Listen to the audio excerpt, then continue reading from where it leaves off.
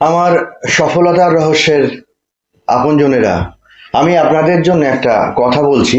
এটা ভাইটাল, একদম খুব গুরুত্বপূর্ণ। স্বামী স্ত্রী, মা বাবা, মা বাবা দুজনে মিলেই সন্তানের জন্য এইটা করতে হবে, এটা মাস্ট। এইটার কি করবেন যে আমি শুধু কথাই বলবো, ন্যারেশন কিছু বলবো না। যেরকম হচ্ছে কাজের কথা, পুত্রদা একাদশী। এই পুত্রদা একাদশীটা, এই যে এটা ভগবান শ্রীকৃষ্ণের উপাচার, বিষ্ণু নারায়ণ ভগবান শ্রীকৃষ্ণ। এটা যে সন্তানের জন্য, সন্তানের উন্নতির জন্য, তার শরীর স্বাস্থ্য ভালো থাকার জন্য, তার সুশ্রী গঠন গড়ন দর্শন হওয়ার জন্য, তার ভালো এস্টাবলিশমেন্টের জন্য এবং তার দীর্ঘায়ুর জন্য এত বড় ফল দান করে। এই পুত্রদা একাদশীটা স্বামী স্ত্রী দুজনা মিলেই পালন করতে হয়। যারা নিঃসন্তান, এখনো সন্তান লাভ করেননি, ডাক্তার দেখিয়ে যাচ্ছেন, চেষ্টা করছেন, তারাও অতি অতি অতি অবশ্য করবেন। এবার আমি বলছি আপনাদের যে এইটা কবে করবেন।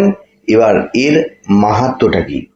মাহাত্ম্যটা হচ্ছে, ভগবান ভগবান শ্রীকৃষ্ণকে যুধিষ্ঠির একবার জিজ্ঞাসা করেছিলেন যে একাদশী পালন করলে কি হয়। তখন শ্রীকৃষ্ণ বলেছিলেন, দেখো, সবচেয়ে শ্রেষ্ঠ একাদশী যেটা বলা হয় সেটা হচ্ছে সংসারের জন্য স্ত্রী, সন্তান, স্বামী, এবং সংসার, এটার জন্য পুত্রদা একাদশী। কারণ পুত্র প্রত্যেকেরই প্রয়োজন, অর্থাৎ পুত্র বলতে পুত্র এবং পুত্রী, নারী পুরুষ, মেয়ে ছেলে, যেই হোক। কি হয়েছে, উনি বলছেন, শ্রীকৃষ্ণ বলছেন যুধিষ্ঠিরকে যে রাজা সুকেতুমান আর শৈবা তার স্ত্রী, তাদের এক সন্তান জন্মেছে কিন্তু বিকলাঙ্গ, তাকে দিয়ে তো রাজত্ব চলবে না এবং সে উঠেও দাঁড়াতে পারে না। খুব মনের কষ্ট, ওই সন্তানকে ভালোবাসেন, অথচ একজন সুসন্তান, সুস্থ সন্তান না হলে তাহলে চলবে কি করে। তখন সুকেতুমান রাজা এবং শৈবা তার রানী স্ত্রী, তারা মনের দুঃখে একদিন ঠিক করলেন তারা দেহ রাখবেন না। তারা হাঁটতে হাঁটতে গভীর জঙ্গলে পৌঁছে গেলেন।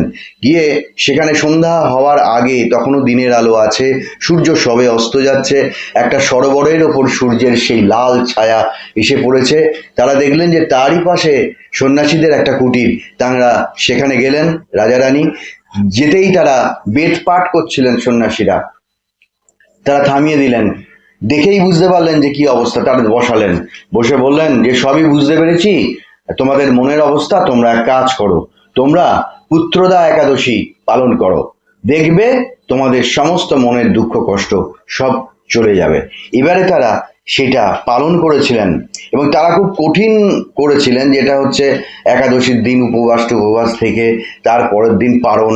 তা আমি বলবো যে অত কিছু গলিতে অত কষ্ট করে ঈশ্বর লাভ হয় না, অত কষ্ট করা যাবে না, মানুষের অন্নগত প্রাণ। সেই জন্য কলিতে এত কিছু নয়। আমি আপনাদের গাইডলাইন দিচ্ছি, করুন। যাদের সন্তান নেই সন্তান হবে, যাদের সন্তান আছে সুস্থ হবে। আমি বলে দিয়েছি আগের থেকে সমস্ত কিছু। এইবারে বলছি এটা কোন সময় কবে, একটু হাতে সময় রেখে করলাম কেন, এই ভিডিওটা অনেকের কাছে পৌঁছলে অনেকের উপকার হবে। কোন সময় কবে, আসুন সময়সূচিটা আমি স্ক্রিনে লিখে দিচ্ছি, আপনারা ভালো করে মনে রাখুন। এই একাদশীটা হচ্ছে অগস্ট মাসের 23 তারিখে 2026, এবং সেটা রবিবার পড়েছে। ফলে আপনারা দুজনাই যদি কাজ করেন, ব্যস্ত থাকেন, তারা যদি সার্ভিস করেন, ব্যবসা করেন, তাহলে করতে পারবেন। রোববার দিনটা ছুটি, দুজনা মিলে করতে পারবেন। এই যোগটা পড়েছে, এই পুত্রদা একাদশীর এই মহেন্দ্র যোগটা পড়েছে, সেটা বলা হচ্ছে যে 165 বছর আগে এরকম ঘটেছিল। তা 165 বছর পরে এইটা হয়েছে। এবং সূর্য, চন্দ্র আর বড় ঠাকুর সবই, যারা পুত্রদা একাদশী করবেন, যে যাদের জন্য হয়তো সহায় না হলে বিঘ্ন হয়, বড় ঠাকুরের জন্যে, তারপরে সূর্য চন্দ্রের জন্যে, মহাদেবের জন্যে, মা কালীর জন্য, এরা প্রত্যেকেই যারা এই একাদশীটা পালন করবে তাদের পক্ষে আছেন। সেই জন্য আমি বলছি 2026-এর রবিবার 23 আগস্ট এটা করবেন। কিভাবে কিভাবে কি করবেন আমি একদম সংক্ষেপের মধ্যে আপনাদের বলে দিচ্ছি, আপনারা মন দিয়ে শুনুন। আর এটা আমি স্ক্রিনেও দিয়ে দিচ্ছি, তাহলে আপনাদের মনে রাখতে সুবিধা হবে। এদিন সকালবেলা উঠে স্নান করে নেবেন। করে শুনুন, অনেকেরই তো ওষুধ খাওয়ার দরকার হয়, এখন তো আর সেই যুগ নেই, একদম নিরম্বু, সেই জন্যে সকালে উঠে স্নান করে নেবেন, জল খাবেন, চা খাবেন, লিকার চা, আর বিস্কুট খাবেন। খেয়ে তারপরে যার যার ওষুধ যদি খাওয়ার প্রয়োজন হয়, আর ফাঁকা পেটে এই কাজটা করবেন না। আর যদি ওষুধ যারা সকালে নাও খান এমন হয়, তাহলে জল খেয়ে নেবেন, নিয়ে লিকার চা বিস্কুট খাবেন, খেয়ে হাতটা ধুয়ে ফেলে এইবারে ঠাকুরের যে কাপড় আছে, শুদ্ধ কাপড় যেটা পরে করেন, পুজো আর্চা করেন দুজনাই, এমন পরে নেবেন। এবং রাধা কৃষ্ণের ছবি, ফটো বা মূর্তি যদি থাকে, সেইটাকে সিংহাসন থেকে আলাদা সরিয়ে এনে একটা স্থানে, আসনে বসাবেন, একটু উঁচু একটা জলচৌকি স্থানে বসাবেন। এরপরে আপনার, বা যাদের রাধাকৃষ্ণ গোপাল পুজো করেন, গোপালকে ওর প্রতিনিধি হিসেবে গোপালকে রেখে করতে পারেন, একই ফল হবে। বলে দিলাম আর কি। আমার তো রাধাকৃষ্ণ নয়, আমার গোপাল আছে, গোপাল সেবা করি, তারাও করতে পারবেন।